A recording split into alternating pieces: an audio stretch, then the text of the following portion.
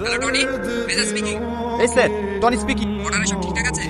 হ্যাঁ sir, border একদম safe. আরো একবার চেক করুন। ওকে স্যার, আমি দেখছি। একজন আতঙ্কবাদী বর্ডার পেরিয়ে দেশে ফেরার পথে ইন্ডিয়ান আর্মির হাতে ধরা পড়ে।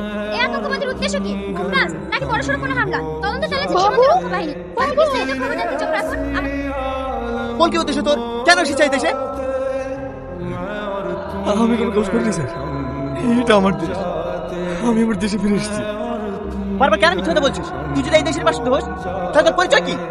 আমি ইন্ডিয়ান আর্মি, ঈশান খান। ঈশান খান? আপনি আমাকে চেনেন স্যার? হ্যাঁ চিনি। আজ থেকে 20 বছর আগে ও ইন্ডিয়ান আর্মিতে ছিল। তাহলে ওভাবে চোরের মতো বর্ডার ফিরে আসলো কেন? ও আমাদের সঙ্গে বিশ্বাসঘাতকতা করেছে। শত্রু দলের সঙ্গে হাত মিলিয়ে আমাদের 5 জন সৈনিককে খুন করে পালিয়ে গিয়েছিল। ব্যাপারে তেমন কিছু জানতাম না, কালকে বুড়ির মুখেই সব শুনেছি। তুমি আর্মিতে আছো তাই না? সাথীর দাদু মানে আমার বাবাও একসময় আর্মিতে ছিলেন, অনেক বড় দেশপ্রেমিক ছিলেন তিনি।